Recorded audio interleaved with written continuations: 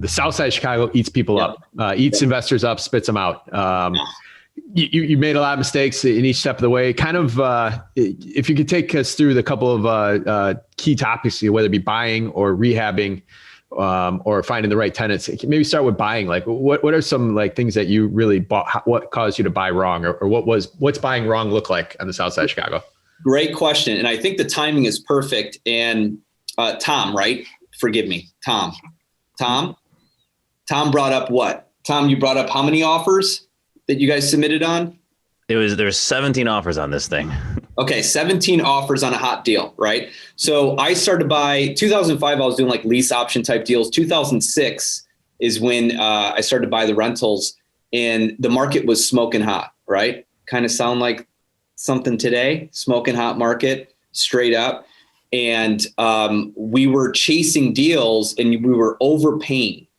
Okay. So the first mistake I made, Mark, was I was chasing deals that could have worked if I bought them right. But instead of paying 50, I was paying 70 because we were getting outbid on all these other houses. So I just kept running up.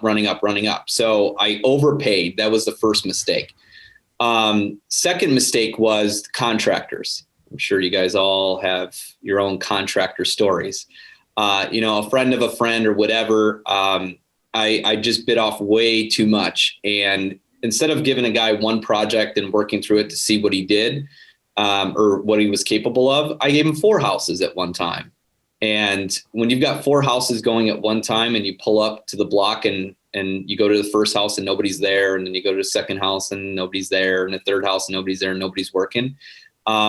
When your projects get blown up in terms of timeframes, it costs money, right? Especially if you have hard money, which is what I had.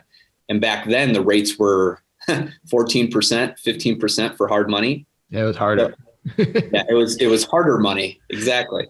So I was paying a lot of juice. I had construction projects that went over. I bought them wrong. So I was already at the top of the market, and we were buying houses in Roselle. So we were spending $70,000 on the buying a house that was built in the 1880s. All right. With a 6 foot, 5.5, 6 foot ceiling in the basement, wood damage, slanted floors, 1.5 stories. You're trying. And again, this, I hope what you guys get out of me.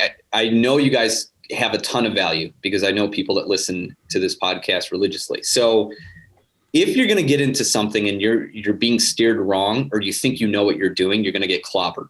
Okay. I didn't have the right guidance. I went in there and to me it was like, oh, Section 8. All right. That's what I thought. I'm going to rent out to Section 8.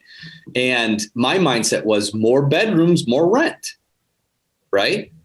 You've got 1,000 square feet.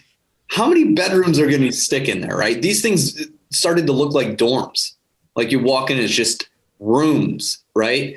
And then you're providing crappy housing conditions for a tenant who in some cases had 4 kids, whatever.